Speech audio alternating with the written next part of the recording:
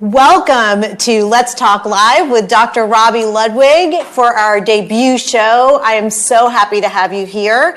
We are here in the middle of Times Square at Starshop Studios, and we are going to be talking about social media, how it's changed, the impact it has on you. We'll be taking your questions here as well. And I invited my good friend, Dr. Jeff Gardere, who's going to help me make sense out of Facebook and Instagram, and I'm sure as you scroll through, you read some of the comments and think to yourself, how could someone post this? So we're going to find out what to post, why people are posting the way they are. And I was just thinking back in preparation for this segment. When I first started Facebook, it was all about family photos, work postings, like when someone could watch me. All good news. All good news. And it was a very, very, very supportive environment. Yeah. Like almost unusually so, that people would like everything. And I remember there was some talk about should there be an unlike button or a dislike button. That's right. You're making friends too easily. But I remember thinking it was a really positive, feel-good environment. And did you have the same experience how long have you been on Facebook? I don't know. Okay. But I will tell you that it was a feel-good experience. It used to be, not always that way now. But something that has been consistent with Facebook is it does take you away from your work every once in a while, right? Yes. You want to see what's going on Facebook, you get stuck on the stories. So there's a lot of good entertainment there. It's not that kind of like homey feel that it used to be anymore. Yeah. I think we have a lot of homies who are on there, and things aren't, the sorts of things that we're reading are starting to get a bit unsavory, the kind of the fake news, the advertising. It gets to be a little bit complicated now. It is. So it certainly has evolved. I think you could still have a good time, on that site, but you really have to ferret out what's going on. I mean, I remember just as a therapist, I would hear in my private practice the difficulty people would have with the lack of boundaries with Facebook. So if there was an ex-partner, they'd be tempted to look at their page, or maybe Facebook envy about, when someone was getting married or divorced or having kids, that just all that information had to be processed and people would have strong emotions about it. But now something really different is going on, and everybody is witness to it. The politics on Facebook and Instagram and Twitter, but I want to say mostly on Facebook and Instagram, since they're connected, many people are putting their political belief system or feelings on these sites, or putting commentary on people who have opposing views. Why do you think Facebook has changed its culture and now has become this political, opinionated platform? Well, this is a place that any person who perhaps didn't have the access to the public, now we all have access. So, we can get in there and espouse our views, and, there's a catharsis to it where it really releases whatever positive or negative energy you have. It's a place to scream. Yes. It's a place to be able to say good things, but it's also a place where people can let out a lot of anger, and they rant and they rave. And we know with today's political environment, and it's going to be like this for quite a while, starting with the election to where we are today, that there are a lot of strong feelings. And I think people get into this almost tribal, Dr. Robi, kind of mentality of, we're doing this for the Democrats, or we're doing this for the Republicans, or we're doing this for the independents, whatever the case may be, and you see people pile on in that way too. There's a lot of judgment. I came across this interesting study. It was a social scientist who was doing a talk on one of the TED Talks. And when I initially heard it, I thought, oh wow, how could this be true? Now, a few months later, I definitely think it's true. So this social scientist, and you can come comment with your questions, this social scientist said that we are more politically divided now than racially divided. Yes. And I'm thinking that that's true because I'm noticing people on Facebook, I feel like they're preaching to me or judging me. And I don't even put political posts for two reasons. One, I don't think it's helpful. And two, as a therapist, I'm kind of subscribing to this notion of it doesn't really help my patients to know what side of the fence I am about anything. I understand it might even hurt you with your patients if they feel that you have a certain political leaning and they may not have that. You want to be as neutral as possible. And also, do I care if somebody wants a boyfriend? Do I care if they're a Republican or a Democrat? Right. No, I want to help them regardless of who they voted for. It doesn't matter. It doesn't matter to me. But I think that's a very special power that we have, not to trumpet who we are, but the fact that we are trained and we really don't make value judgments. Yeah. So when I go on Facebook and I see certain things on my Facebook page that people may put on or other people's pages, I look at it analytically. Well, what motivated that person to say something that may be so ugly, or motivated them to say something that could be really supportive, of other people? And those are the things I really like to see. But it's a window to what's going on in the world today. And you're right, it's more about the political divisiveness versus, it's not just black and white anymore. Do you think racially it's right, black or white anymore? Right. But do you really think that someone can be convinced? So if they are leaning in a more conservative way, do you really think that if you make a Facebook post that they will then lean the other way? I don't think people can be convinced. That's a fascinating point, because I'm one who really does believe in listening to everyone. When I watch television, I watch MSNBC, CNN, Fox Network. I want to know what everyone's saying. I do too. There's something really we can learn about that. Yes. You don't want to be myopic in your views and where you're getting your news. So I think it's interesting that if you want to post something on Facebook, it's important, if you want to make a statement, that you make a statement that people can listen to. Yeah. Even starting your post with, well, here's something that you may not have known. Right. If you dare, tune in or, open this up or what have you. Or this is an interesting perspective. Versus so-and-so is a jerk. This political person's an idiot. Or, let's go back to 1860, the way, Or even what Madonna said recently, regardless of whether you agree with her or not, when she spoke about what she wanted to do to the White House. I just thought that was so extra. And I mentioned it because... And I think she did apologize for that. She even realized that it went over the top. But talking about being over the top, social media, I think we sit and we think that we're just making a statement and just a few people are going to see it. And we don't realize things can be retweeted. Yeah. Anybody can see anything. Have you heard of a situation where a Facebook post has hurt somebody, either with getting into a college, with keeping a friend, or with getting a job? Absolutely. And we know this is real. These are not alternative facts, folks. This is real. Right. That, certain pictures that they put on Facebook or other social media, certain statements that have been very hateful or very, just ignorant things that have been said have come back and haunted them with regard to getting into college, medical school, law school.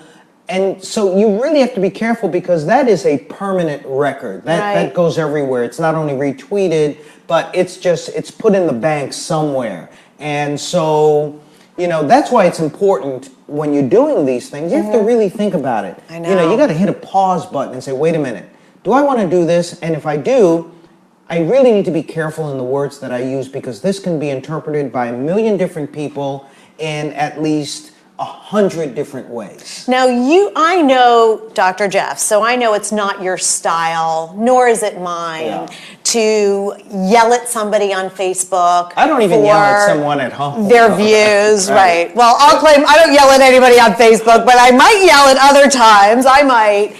But I mean, I know I've had this reaction. Have you ever reacted in your mind or felt differently towards somebody because of what they've posted? I've had a couple of people where their posts have ended up on on my page, and I remember looking at some of the things they said in the past and thinking, oh, this is interesting, and looking at their faces and saying, this is an attractive person, what have you, nothing beyond that, folks, because I admire, how people present themselves and so on.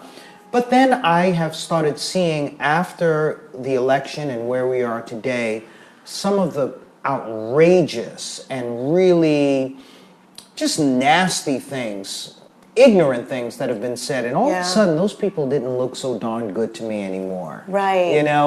Which is something we need to learn about life itself. It's almost like too much information. Have you ever said to yourself, God, I really wish I had not seen this post or seen this photo because I don't want to think differently of A, B, and C person, but now I do and I have to struggle with that? Well, think about when you're at work and someone has a certain political inclination and they say something that you find to be really kind of off the wall, because I try to be as neutral as possible when it comes to politics at work.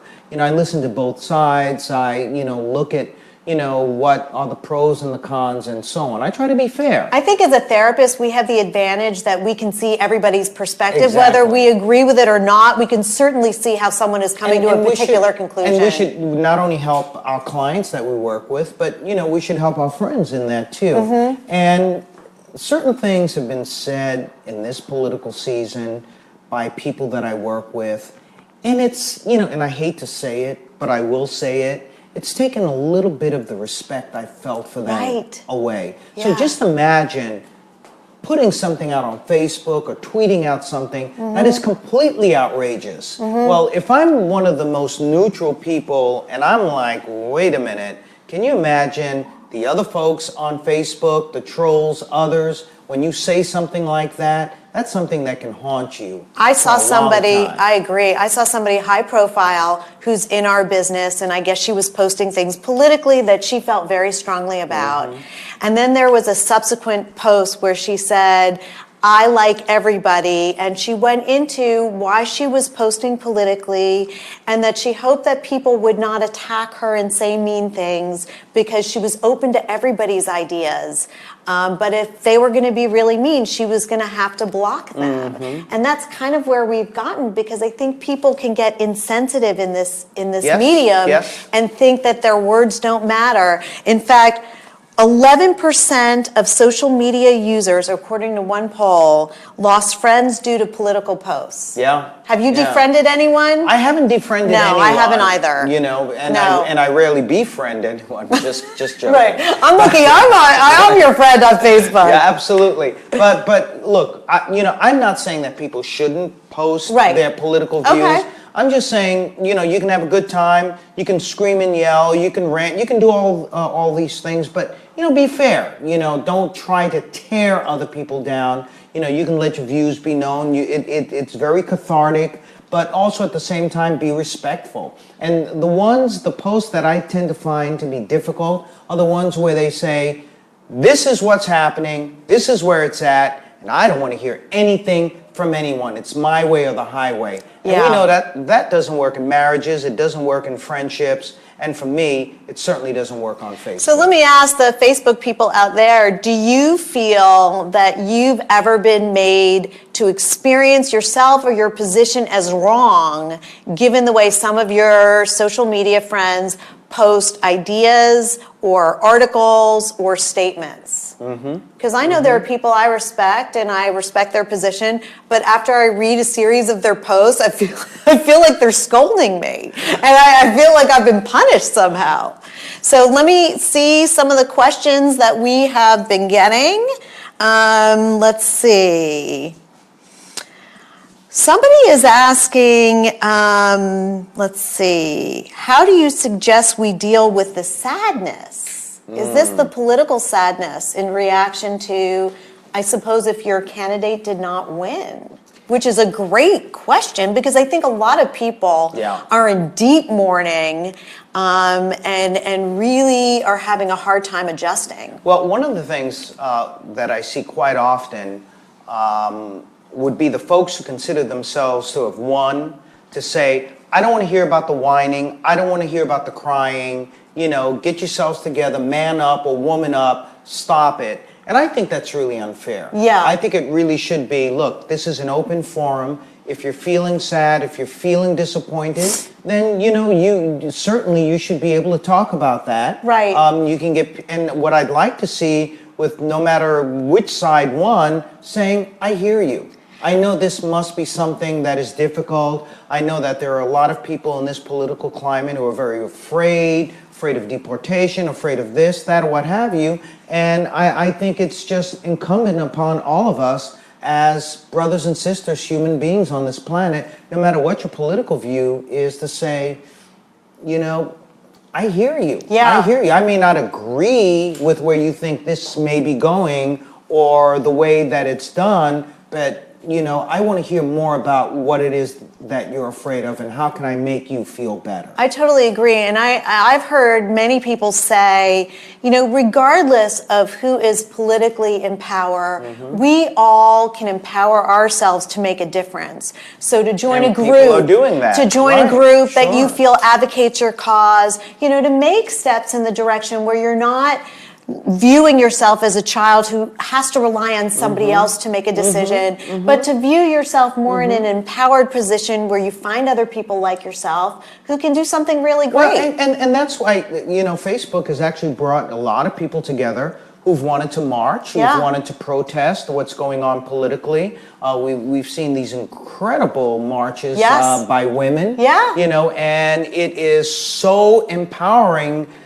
Not just for them, but for us guys to see, like, look, I mean, people are coming to the table where, you know, we're awake. We realize that, you know, we have to fight for our positions, but and that's why those marches were peaceful, because they were respectful. People want to be heard. And people are passionate. Absolutely. I love it. And this is what America's all about. It so is. Yeah. So Ted Riesdorf, who's one of my friends, dear friends from high school, said, if you can't respectfully share your opinions without fear of losing your friends, then you don't have friends, you have acquaintances. Well, Ted, you're my friend, so you can say anything, and you have on my Facebook, and we've remained friends. But there's some truth to that. And somebody else was saying that she lost friends 4 years ago, and things were not as contentious as they are right now. Look, friends sometimes get into conflicts, and sometimes they need a little space to work it out, but I think it's important that eventually they be able to talk about what it is, where they perhaps didn't agree, and to be able to mend those situations. That's what we do in relationships. I mean, if we walked away from every relationship where we had a conflict, I don't think we'd be in any relationships. Why do you think this is happening now politically? Because I do know situations where people have said, I can't be your friend anymore because you don't politically agree with me, or I don't want you to cut my hair anymore. I don't want you to be my therapist or teacher anymore because they have different ideas. Why do you think this is happening now? I think sometimes we get stuck, and I want to be careful with this. We get stuck in an idea that someone has voted for a particular person because of everything they believe that that person stands for. And I can tell you for a fact that's not necessarily true. It might be a protest vote. There might be certain things about that particular candidate or a certain political stance that they like, and they don't embrace that whole person. And therefore, when we see these individuals, we feel, well, if this person is racist that they voted for, then they must be racist. And it's just quick judgments. A quick judgment. And quick prejudice. And I think we just need to be open to the fact that, look, for one, we have different political views, and that's okay. But for two, we do need to listen to one another. This is a very divisive, people are really afraid now, and I think it's important that we listen to them and why they're afraid. And I believe this can bring us together to hear one another so that there aren't different political sides, but that we are one country and we need to heal, even though there may be factions who are trying to drive a wedge, you know. Because I think the important thing is we don't want to be in an echo chamber, which can happen because you're just surrounded with people who have the same views after a while. The yes people, and that can feel rewarding. But I think the advantage of Facebook is we do have access to other people's opinions. Now, there's another question about, it's more of a social question. Okay, years before social media, let's see. We have a lot of chaos going on right now. We get information instantaneously, whether the information is correct or not, and we react just as fast. I think that's true. Before social media, we wouldn't get information or hear people's opinions as quickly, and we wouldn't, have opinions or reactions as quickly. So, do you think this has made us more impulsive in a way? I think if we look from the top on down, we have a political situation where we have certain individuals who shall remain nameless actually, are tweeting all the time, whatever their views may be. And I think in many ways, it's a reflection of our society, responding with the first thing that comes off the top of your head, where what we try to teach as therapists is, think about what you're about to say and try to find, the most respectful way to say it. Try to look at all of the facts. Don't act on emotion all the time when you're expressing yourself, because you may get yourself into a certain kind of a situation. And I think now people are getting more of a license to do that because they see that there are certain political figures who are doing it all the time. And, it's something that is not becoming of certain political, the presidency, I said it, all right? It's not becoming. Now, I'm seeing here, too, that if you have an opinion, some people recommend that you better be prepared to defend them. And if you don't want to be prepared to defend your positions, then maybe you shouldn't put them out there. What do you think? Well, I think that's true. I mean, if you're going to put it out there, it's because you want to be heard. So if you want to be heard, it's important that you get feedback. And it's important that you learn from that feedback, and it's important that you teach, but there has to be a dialogue. It's what you're talking about, being in that, that chamber where it's just you and everyone who's just like you. You can't grow. You have to come out of that comfort zone. You and I did Lou Dobbs' show all the time. Yes, we did. And, we are the best of friends. Yes. But politically, we were like this. Yes. But I learned things from you. You learned things from me. Lou didn't learn anything from either one of us because he had his own way of doing things. But we didn't hold it against him. Right. But I think that's what's important, that you be able to debate, but debate on fair ground. Right. And now somebody's asking a social question. How long should you date a man who was previously married with grown kids? But I'm gonna just switch that a little bit since it's our last question. And what should you do if you're dating a man who has politically very different views, or a woman for that matter, who has politically different views than you? Yeah. I think that can make for a very exciting relationship. Okay. Okay. Don't give up on the person. Do you think it can last? Absolutely not, and I think it certainly can last. What I do see, which I find not to be very healthy, when I'm hanging out with certain couples and they may have divergent views, one person remains silent. Oh. And I don't think that's healthy. I think I don't either. Definitely people should talk about how they may be different in how they view things. I think it could be very exciting, and I think it could be very sexually stimulating. There you go. So it can help you with your sex life, in other words. Well, I think it gets the excitatory neurotransmitters going. So there you have it. So we started with politics. Going. We end with sex with Dr. Jeff. Well, thank you so much for handling these very relevant questions, and thank you for joining me today, and I hope you'll come back for our next Let's Talk Live with Dr. Robi Ludwig, and I look forward to seeing you next week.